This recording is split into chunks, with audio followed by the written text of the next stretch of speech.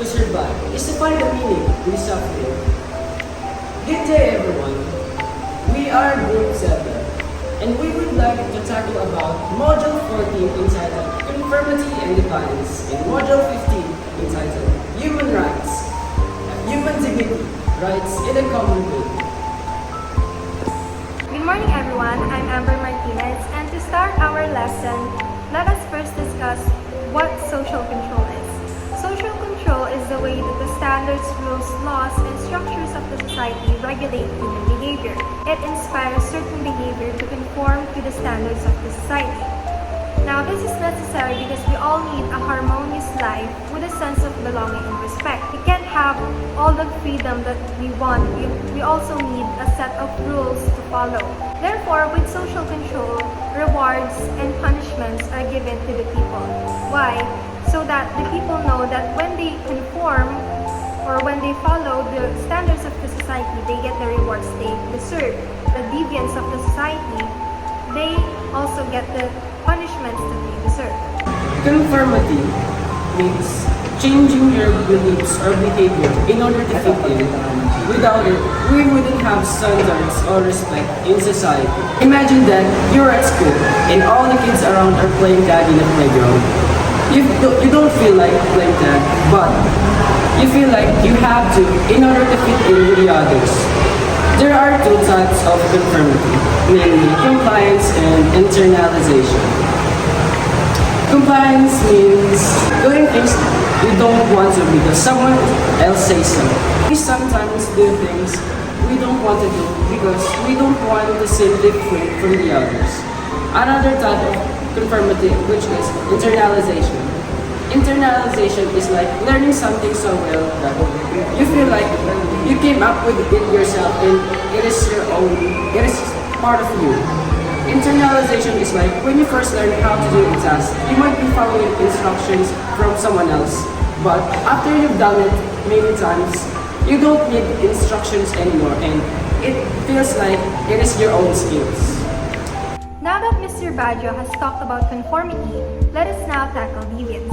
Deviance are the actions or behaviors that an individual does that violates formally enacted laws or informal social norms. So there are two types of deviance, and these are informal and formal deviance. Formal deviance is all about the criminal violation of formal enacted laws. So these may include robbery, theft, rape, assault, murders, attempted murders, and so much more that will eventually lead you, or that will basically lead you to jail time.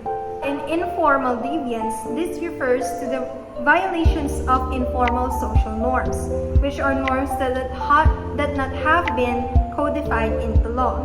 So this may include bullying, talking loudly inside the classroom. So basically all the things that you do that won't lead you to jail time. Sanctions. Sanctions are actions or punishment that society imposes on individuals or groups who violate social norms or break laws. Let's enumerate the three types of sanctions. Legal sanction. Formal deviance or violations of legal codes results in criminal actions initiated by the state. For example, a business owner who commits income tax fraud may be convicted of a criminal offense and face prison time. Number 2 is stigmatization. Informal deviance or violation of written social rules of behavior. For example, making racist comments in public may face stigma in the form of social isolation or negative opinions from the others. Preference for one behavior over another. Example, in a society that values education, a college-educated person may be preferred for employment over one who is not educated, even if both are qualified in the job in terms of skills and experience. For a wider understanding about the relationship between deviance and the society, let us now tackle the social strain theory, which was developed by Robert K. Merton. Robert K. Merton was a well-known American sociologist. Merton's theory discussed the behaviors that doesn't satisfy the social norms. He argues that social structures may pressure citizens to commit crimes. These social structures, for example, it may be because of parental rejection, child abuse, bullying, loss of job, loss of a loved one, discrimination, and criminal victimization, which will lead to an individual committing crimes in the society.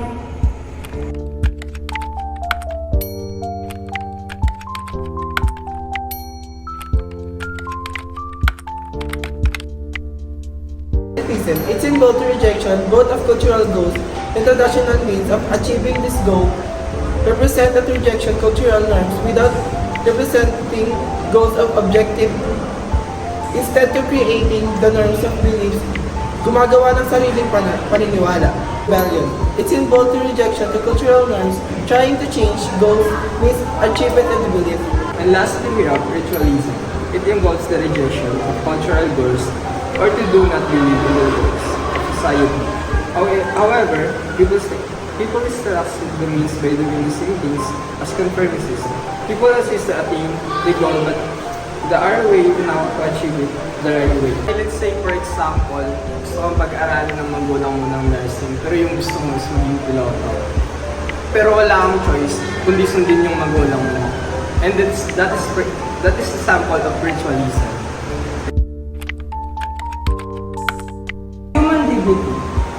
The English word dignity comes from the Latin word dignitas, which means worthiness.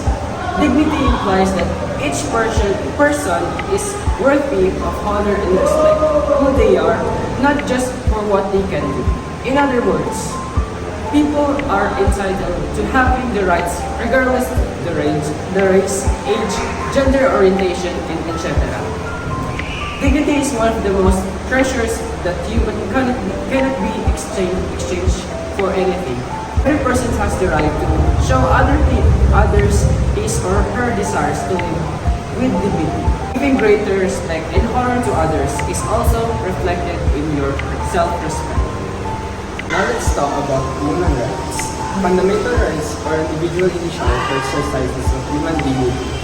We are equal entitled to our human rights, regardless of your religion, ethnicity, sex, language, and color without any discrimination. When human rights are not well known or made known to people, abuses such as discrimination, intolerance, injustice, oppressions, and slavery can arise. They are rights because they are things you are allowed to do or to have. The rights are there for your protections against people who might want to harm you or hurt you. They are also there to help you us against along each other and live in peace. These are the 30 articles of the Universal Declaration of Human Rights. 1. We are all born free and equal. 2. Don't discriminate. 3. The right to life. 15. The right to nationality. 16. The right to marriage and family. 17. The right to your own peace. 18. Freedom of thought. 30. No one can take away your human rights. For our last topic for today, let us now talk about common good. Common good is something that is available or accessible to everyone in a society and is either what is shared and beneficial for all the members in a given community. It is also known as commonwealth, general welfare, or public benefits. Examples of common good may include clean air, street lighting, national defense, public parks, knowledge and information, radio broadcast, lighthouse, public roads and highways, clean water sources, and emergency services. Now, these are all necessities that an individual in a society has a right to have or has a right to be given to. And that concludes our discussion for today. I hope you all learned something from our group. And thank you for listening, and goodbye. Bye.